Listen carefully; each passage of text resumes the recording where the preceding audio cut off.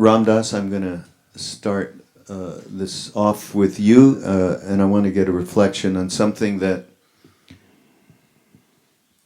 I've been thinking a lot about since Sharon came up with the idea of making the topic about compassion and adversity. It's all Sharon.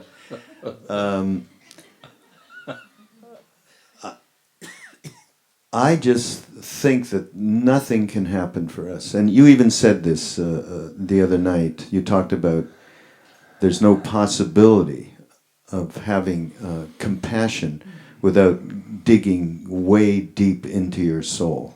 And so I think one of the meanings I got from that was that unless we start with compassion for ourselves, we don't have any chance at doing anything for anybody. And here is a quote from you. Compassion begins with ourselves. When we are kind and caring towards ourselves, we are nurturing our spiritual growth and cultivating compassion for others. So, can you talk about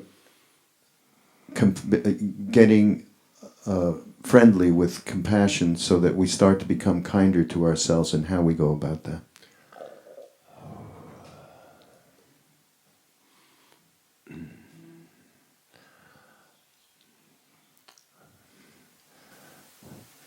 Well, we've lived our whole life with images of ourselves that our childhood,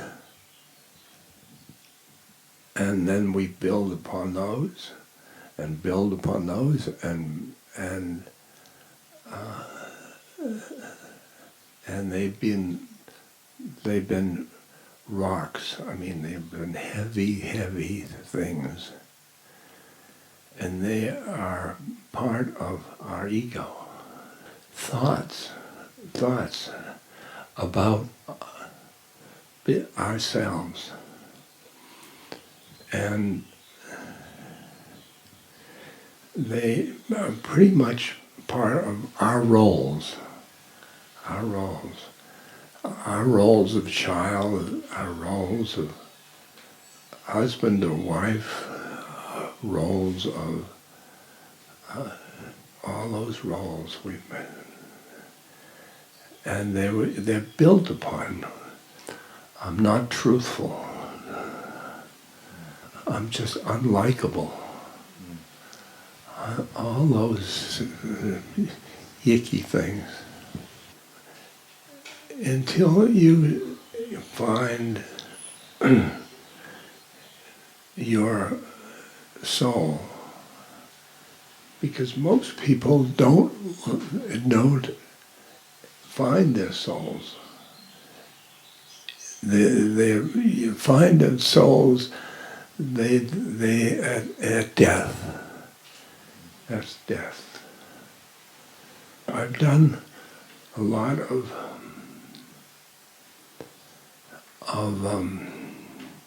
sitting bedside for dying people, and I've taught heart yoga, and I come to the same that these two things are so similar. They start from the ego, and then your soul, and the dying person starts from their ego and goes into the soul. And once you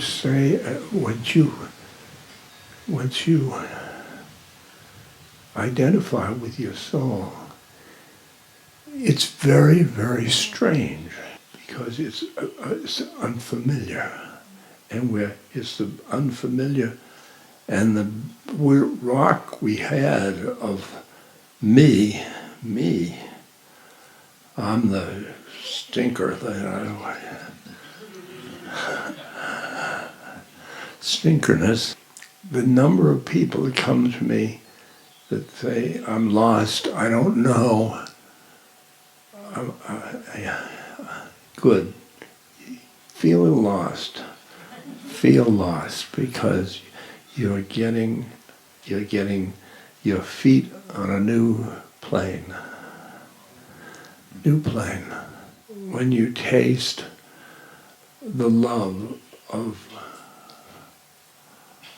in yourself, in your heart, your spiritual heart, it's just different because it's unconditional. Now, we go ahead with the path of going towards the one. You have to stay in your ego, then your soul, and your soul gives you a panorama view of your incarnation.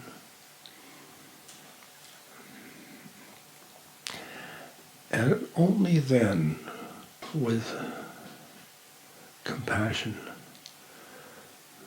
see you say somebody's hurt, and then I must go to I have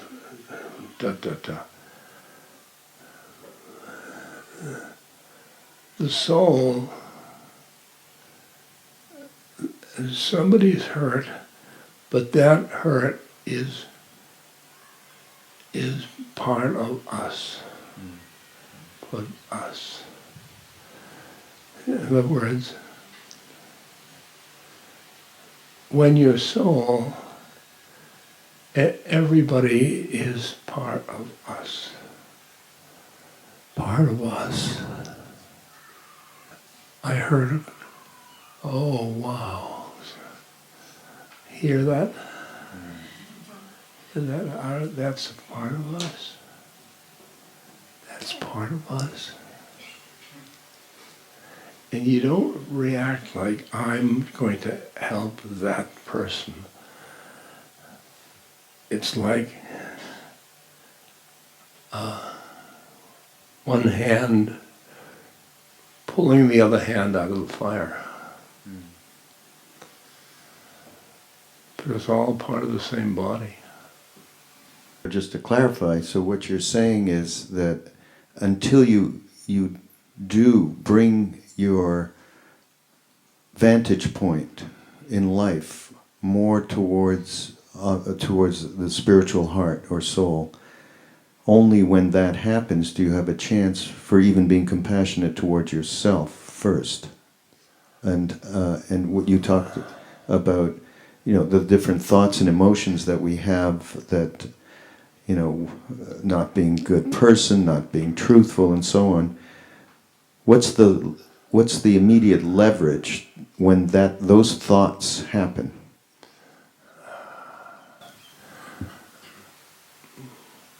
Once you're in the soul, then part of the soul is the witness. The witness. And the witness witnesses your thoughts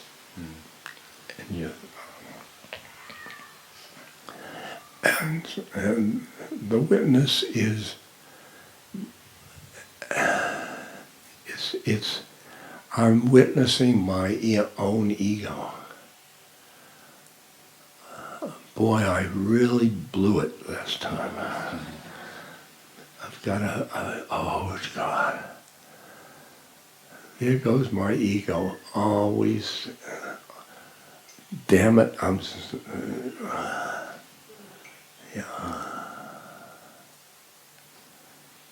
and then it's that interplay of the thoughts which we are identified with, And I told you, I often, I think I'm identified with a thought, and I say to what am I doing here? What am I doing here? It's it's the darkness,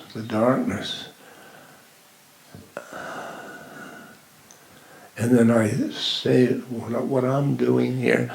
I'll witness it. See, those things are a thought. What am I doing here? Witness the thought. Witness, but you remember, once you've done that, you are identified with your witness. You're not identified with your thought.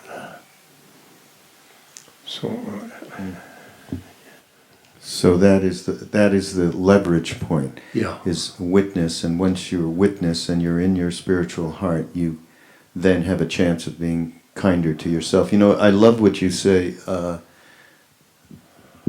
don't know. We were talking maybe half a year ago, just about this kind of thing and dealing with mind, and you said, you know, what I do, I love my thoughts to death. That's a good line. Yeah. I love my thoughts to death. And I do that because I'm when I get all frustrated, all of that upsets my heart. Mm. And it's worth it. And it keeps your heart. I love my thoughts. And I love you to death. Ultimate act of compassion towards yourself, right? Sharon, I'm going to read something from one of your best friends, Joseph Goldstein.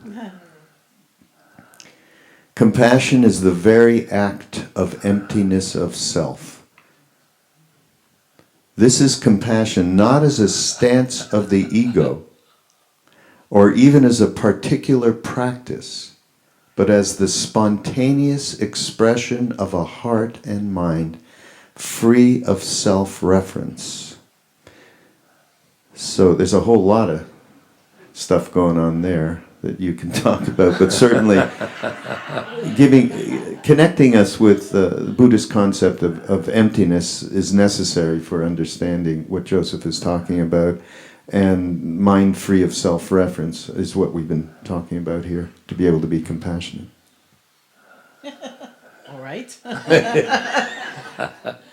Can I sneak an adversity in there? Oh, yeah. Absolutely. Okay. Or tsurus, you get. Tsurus, yes. I think actually Ram Dass just expressed all that quite beautifully. It's very interesting, I think, for any of us to observe the times when we're holding to a particular reference point that has us feel separate. As it's almost like moving from a strong sense of self and other, or us and them, to a sense of we. It doesn't mean we lose our individual difference or desire or whatever, but we're not so locked in to a certain perspective. Like I often use the example of, I was reading a lot of international reporting after Fukushima in Japan, and and just the whole subsequent chain of events, ending with the nuclear reactors, to the degree it's ended. And I was reading a French blog online which said something like, looks like the radioactive material is going to blow over the Pacific due to fortuitous winds. And I thought, yeah, maybe they're fortuitous if you're in France, but they're not so fortuitous if you're in Hawaii, for example, or California. We can see things from a certain angle and lose sight of a kind of bigger perspective, which one might access when we're not locked into that particular angle. And so that's the same kind of idea of not being bound to that self-reference. It doesn't mean we don't exist and we don't want things and we don't do things and take care of things. It's not like that, but that kind of imprisonment into just seeing things from a certain angle. It happened again, actually. I was reading the news after Hurricane Irene on the East Coast in the U.S. And I wasn't in New York then. I was in Massachusetts, and I was reading these New York papers and blogs and things online, and all these people were saying, oh, it was like nothing. It was just a media hype. And I thought, well, not if you're in Vermont, which is drowning. And so how can we get out of that kind of singularity of view and have that ability to recognize that, yes, things are okay here, and, this is not the only reality that exists for all beings at all times in all places. So as bleak as the idea of emptiness can sound as a word, it has a lot to do with that. That kind of bigger perception which is a true perception of interconnection, and just that sense of vastness in a way. But when we talk about self-reference, when Joseph talks about that, and we all know that we walk around all day, I, me, mine. Krishnadas, what does he call it? The movie of me. The movie of me, yes. It's good. So relating what emptiness is related to that self-reference, and that being a tool of some sort to be able to nurture so that self-reference is not taking over our lives. Mm-hmm. Well, I think it's really a question of, when you ask the leverage point, I, of course, would say mindfulness, which is like witnessing, because one of the most dangerous things is having something going on without realizing it. So it's just running, and then it's running us. I often use the example of, what if you're kind of angry or irritated and you don't exactly realize that's what you're feeling, and you go off to the computer and you type out the email and you press send, and then like 2 hours later you go, whoops. I guess I said that with some hostility, didn't I? And even though people tell me all the time now, when I use that example, that Gmail gives you 7 seconds or something like that. I both don't use Gmail and I think 7 seconds is long enough. Really. And those of you who remember the olden days of email might remember that if you had an AOL account and the recipient of your, say, nasty, hostile email was also on AOL, there was this magic button you could press on your computer called unsend, and like something would reach out from your computer to theirs, and it would just like bring it back. And so I once unsent an email to somebody, a friend. It wasn't nasty and hostile, but I thought better of it. And she wrote to me right away, and she said, "The weirdest thing just happened." She said, "I was looking at my screen, and there was an email from you, and it just disappeared." And I wrote back, and I said, "That is so strange. I don't know. What can that mean?" But life doesn't give us that many unsend buttons, and so knowing what we're feeling, knowing what's cooking, including this kind of self-referential idea,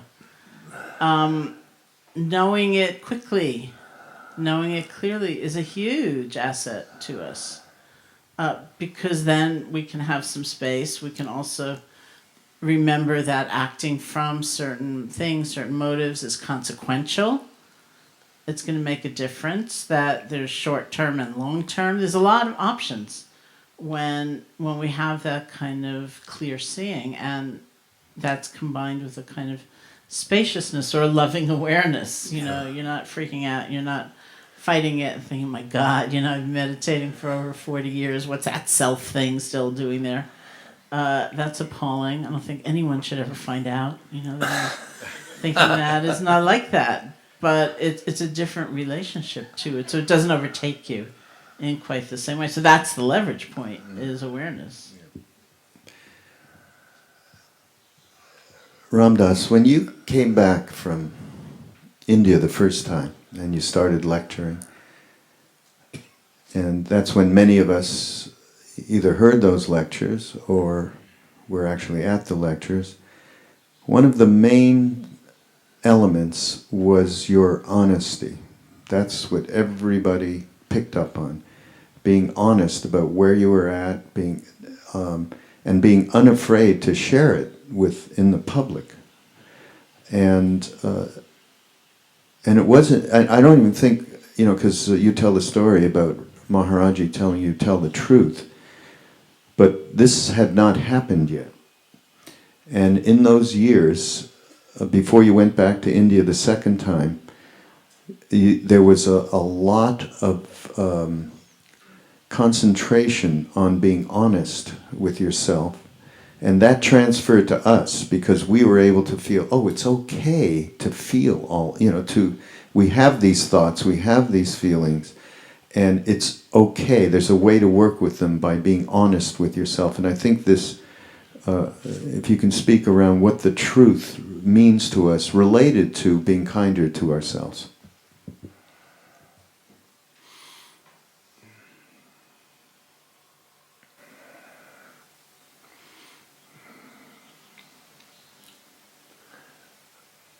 In the second visit,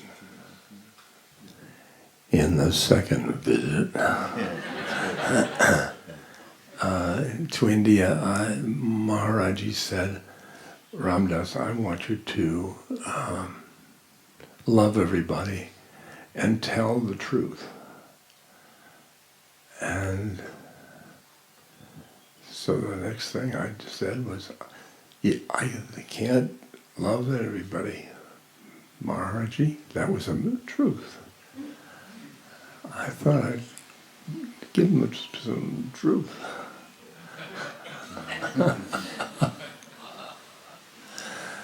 And then we went on. He came up to my nose to nose and love everybody. And that's, we do the love shtick.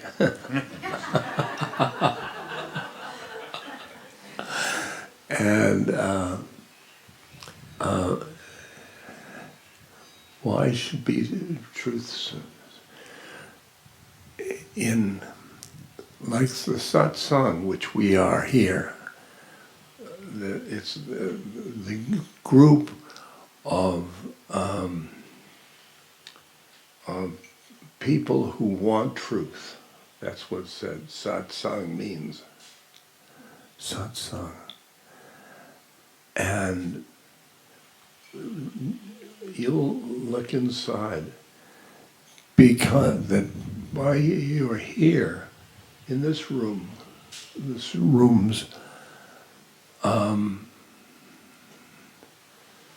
there's something in you to say the society is not right. It's not right. It's got to.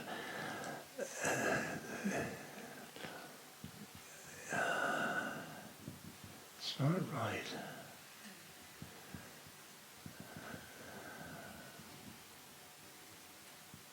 And I say that truth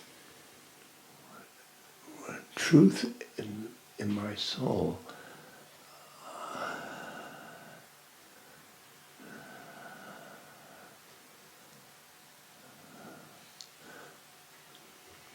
like there are business things where you white lies in family. These little lies, and we're not going to build into the truth of if you have it. God is consciousness and love and compassion and truth and joy, etc.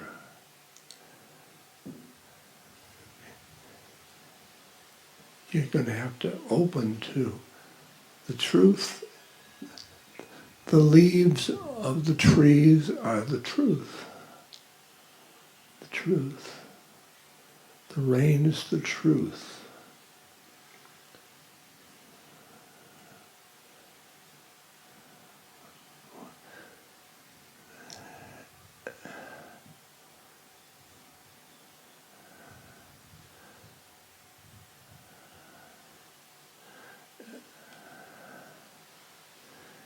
And because of the way we've grown up, in the culture we've grown up, we've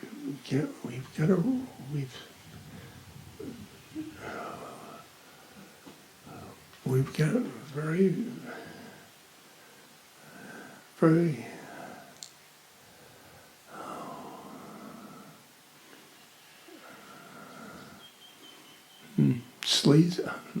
sleazy. That's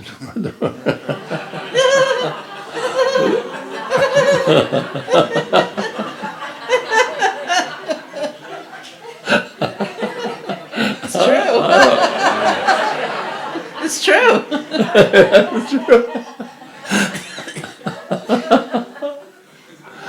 Oh dear. Speaking the truth again. There you go. Did I answer your question? Yeah. Yeah. We'll take it a little further, this particular question, and I'm going to actually quote from Ram Dass's book, Compassion in Action, for you to explicate. Compassion is the basis of all truthful relationship. It means being present with love for ourselves and all of life. So around truthful relationships, I think that's really important if you could talk about that. You can't, if you haven't truth about yourself, and that you can, then you can enter into a truthful relationship. It's very, and truthful relationships are worth. They're like a precious stone. It's just truthful relationships. You can count on. You can count on. They're trustworthy. Truthful relationships. When you find that your partner has lied and just so that they lie so that they won't get you mad. That's right, how do we gotta go back and back and back to the truth. To the truth. Truth, we are a relationship.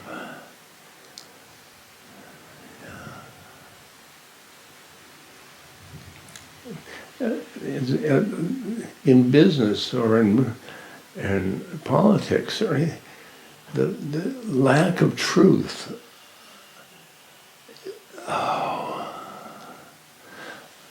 Like there's a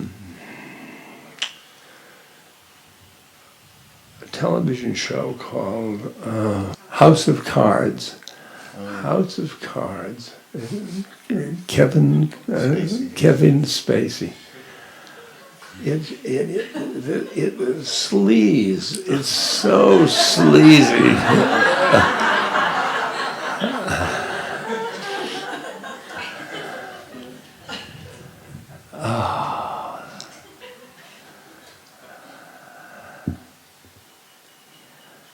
Yeah. And the institutions of our culture are built on that sleaze. When a truthful man comes, or truthful woman comes into which is, it's a breath of fresh air. Breath of fresh air.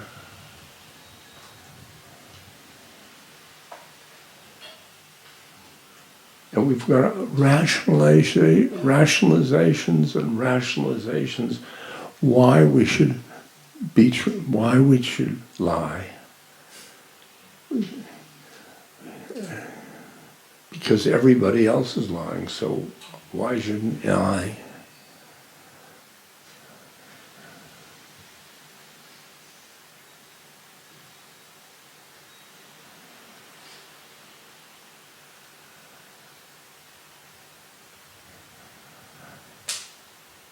Yeah.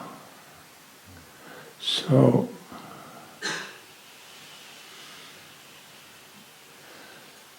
to cut through, you are your own implement to cut through. Your truth. You can say somebody, meet somebody on the street that's begging, and you say, I don't have any money, and you do have money. That's it. It's just builds up inside you. These little truths build up to those big rocks from in ego. Because I was thinking in listening to Ramdas that one of the things that I think makes it harder in this society for us to tell the truth is the kind of consensual or conventional relationship to adversity and to suffering and to service, because I was thinking about, as you know very well, because the same thing happens to you, like the many people as individuals who will come to see me and say, I had this terrible thing happen, and that terrible thing happen, and that unbelievably terrible thing happen, and this awful thing happened all in the last year, and I don't know why I'm doing so badly. I don't know why I can't get over it, or I don't know why I can't be better with it. And you think, did you just hear what you said? You went through in the last year? That's like, so there's such a feeling of like we failed, or we should have been in control. We should be able to stop this adversity, this difficulty from happening. And I think there's a broader extension of that. I remember, this is always a funny story to tell in front of my friends. So, a woman came to see me once who had an extraordinarily terrible thing happen to her maybe 6 months before. And she was saying at one point, she said, my friends are getting kind of impatient. Like, get over it, would you? And I was sitting there thinking, that's not a quick fix like what you just went through. And then she said, my friends have golden lives. Their lives are perfect, which of course I didn't believe for a minute, but she said, my friends have golden lives. Nothing ever goes wrong. So now I'm the symbol of that freakish thing that could happen, and they're rejecting me more or less. So I had another one of those experiences where I just heard these words coming out of my mouth, and what I said was, I think you need new friends. And then I said, you should meet my friends, they're all a wreck. Which is why it's always funny to say that in front of my friends. So let me add, I don't mean that they're a wreck. I see you all over the room. But maybe there's more truthfulness, It's like things aren't always easy. And rather than being taught to have kindness for ourselves and for others in the light of that, we're taught something very different. That it's wrong, it should be rejected, you should be rejected, let's tuck you away somewhere, get over it, whatever it might be. And so it's a lot of conditioning to step away from and to really aspire to be different with. Along that line, Yeah. and this is again Joseph, so you're going to have to deal with this word because yesterday you were a little bit funny about it. Can't wait. Compassion requires both openness and equanimity. So I love the word. But these seem to be really relevant tools for us to be able to use once we understand them. Yes. Well, there are situations, we've been talking in a way, or at least I've been talking in a way about those situations where it's the openness that we need most strongly. And another ingredient that we certainly need is equanimity. It's a kind of balance. And so, for example, there's even some science these days of people doing neuroscience and trying to discern a difference between empathy and compassion, which is a little technical maybe, but Very good. yeah. There's the empathy, that resonance with someone, that kind of feeling into what we sense is happening with them, that it's likely very difficult, for example. That's considered an essential but not sufficient condition for compassion. It's essential. We need to have that sensibility, like, ooh, that probably hurts. But maybe we sense that, right? Like we have that genuine moment of empathy and then we're frightened by it. We think, I'll just run away. Or we're blaming. I gave you perfectly good advice 3 weeks ago. If you'd only followed it, you wouldn't be suffering so much. Or we're overwhelmed, we're exhausted, we're depleted. Or we get into that funny egoic thing, like, I'm going to fix it. I'm going to fix you. Give me a week. Total control, whatever it is. Or we can have the compassionate response, which is that movement toward, but not to control, and not in separation. It's a particular possible response out of many possible responses to that sense that, ooh, that likely hurts, that probably hurts. And we all know, Ramdas certainly knows from years and years, I'm sure, of helping people help people, that they're forces that we need to sustain us, or we burn out. It's overwhelming. We get into one of these funny spaces, rather than have the kind of compassionate response. And equanimity is a big part of that. It's again, it's like perspective. It's having a really big sense of space. which sounds like coldness or indifference, yet it's not at all. And so it doesn't take away from the compassion. It's really a tremendous ingredient that allows compassion to grow and really be there. So we're going to take some questions. I'm going to start it out because we have people online who have asked questions sent in beforehand. So here's the first one. Whoever wants to can answer this. I've been living in Mexico for the last 3 years. Every day my heart is broken by the way I see animals, especially horses and dogs, being treated here. I can't feel compassion for the humans who inflict so much suffering on these creatures, only anger. I'm not lessening the suffering of others, only increasing my own. And anyone who's been to India can relate with this immediately. I feel incredible compassion for that soul because they got a very harsh incarnation. And so you feel compassion for that soul.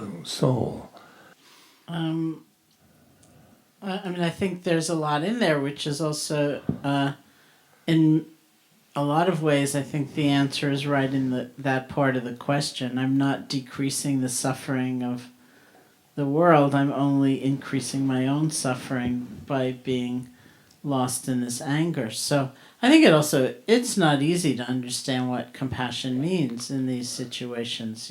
How can it be experienced without being complacency or saying what you're doing doesn't matter or anything like that? And it shouldn't mean any of that, but it often does for us. Like we fall into that. So can there be both a sense of recognition, like, oh, to some degree, I've kind of experienced that state of disconnection myself, where I don't maybe spend a lot of time there anymore, or I don't let it take over as much to act on it. But that state is not so completely foreign to me that it's unthinkable, it's unknowable. And if I didn't have the tools available to me or didn't have a certain kind of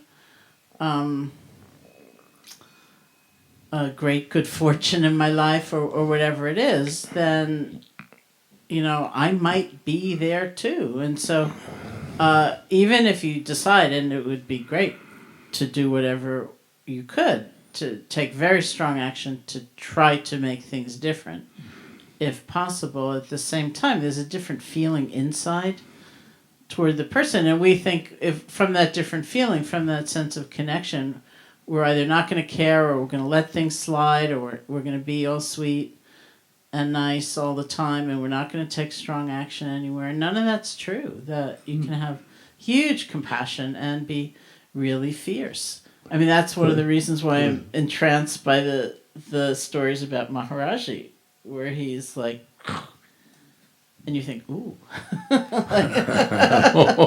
where'd that come from?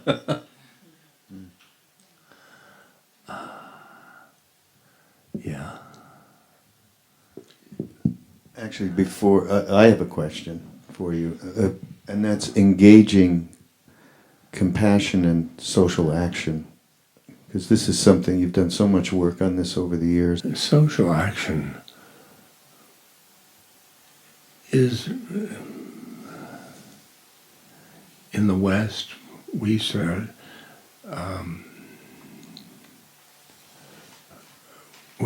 think of it as numbers of people. Numbers of people.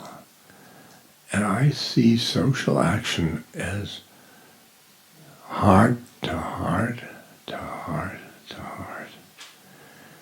Somebody else, like Reverend King, his heart goes out to the people. And hundreds and hundreds of hearts hear it.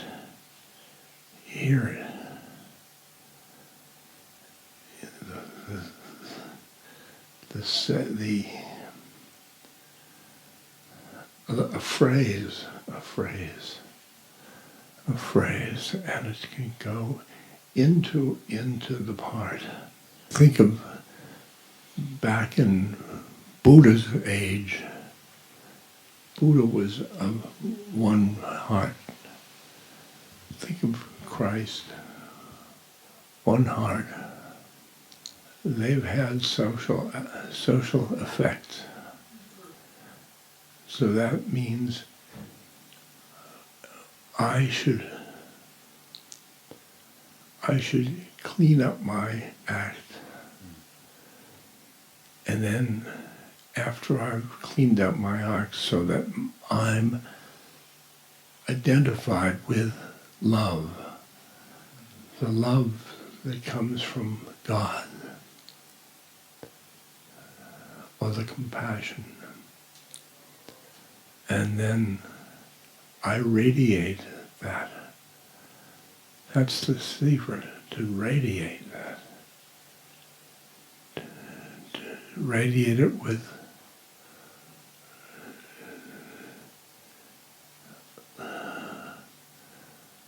love, with words,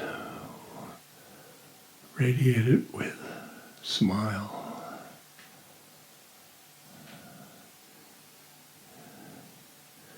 You can go down the street and smile at everybody. Wow, you've changed the world. Right. Yeah. Questions? We listen to you, and we become more aware and more closer to the truth. And when we're dealing with our relations with friends or people we care with, whether it's colleagues in business and we see unconscious behavior. Yeah. And I get this urge to explain things, like you explaining it to us.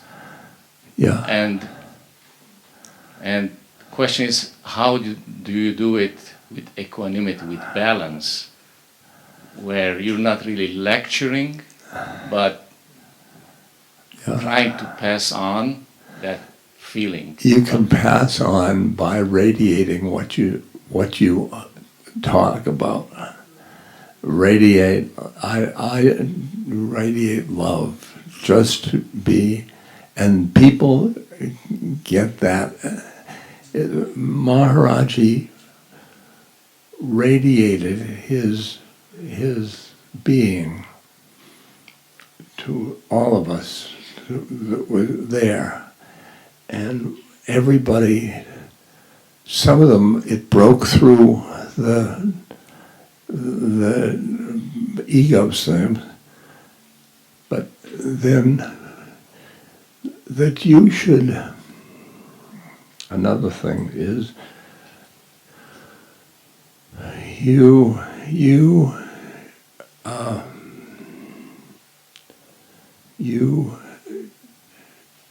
identify with your soul, then you look at them and you'll see souls.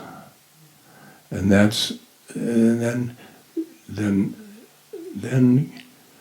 talk to them or look at them with soul love. So, as part of the younger generation, sort of on this path, I see a lot of people like my age really waking up. It's beautiful to see, but I guess there's also a lot of people around my age who it's almost like an active resistance against it, just because it can be quite scary going down this path. I just wondering, what advice do you give? Like, how do I share this? How do I bring it bring it to the world with compassion and do that honestly. Yeah. Sharing. He wants to share it. Like you did, long time back. Share. But sharing, don't hit them over the head.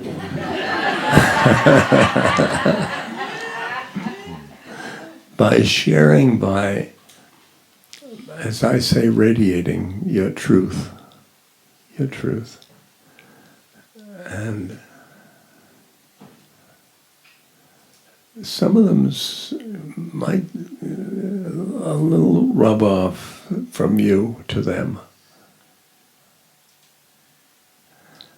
Especially if you don't go immediately into their camp. That's the stayability. Yeah.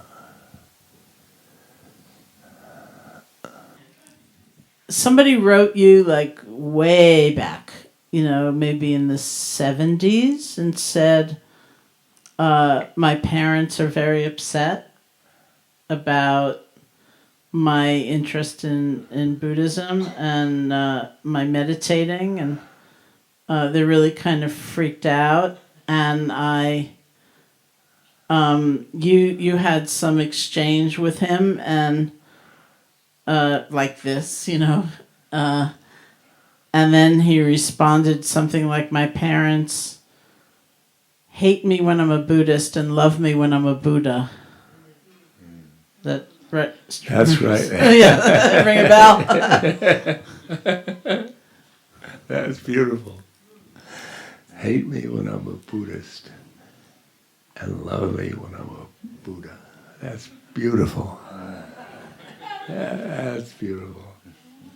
I had a problem that I was kind of chewing on, and I was bitter and resentful about it. And when I did the meditation, it vanished. Like, I think I came to a different level, and the problem just vanished. And I find this a lot. I have a question between the two levels, like also in terms of the suffering in the world. Like when we raise our level, there is acceptance. Things are as they are, and there's a level where it's all right or all the way as it should be. But then when we sink back down, then the problem is just exactly the same. It isn't solved. So how to move between the levels, how to bring the higher vibration to the lower. If you go up to the soul, and then you come down to see the soul, that one act of going up for you is a benefit for the world. Just that one act. That one act. Maybe then you might be able to kick the dog, but wouldn't kick the dog. There'll be always just one and then you vibrate in the world, and that vibration. There are many sadhus, monks in caves in the Himalayas, alone in the cave. They're not alone. They're at one, and they are seeing, keeping their meditation going for everybody, from everybody. And it works. It works. Actually, here's something you said some time ago that answers the question as well. Just as billions of tiny acts of ignorance, greed, violence, and exploitation have created most of the suffering that now exists, so the billions of tiny acts of compassion, which includes wisdom, skillful means, and joy, preserve and heal the situation. Yeah, the moments. The moment. The moments. We get the moments and go into the moment. And that heals the planet.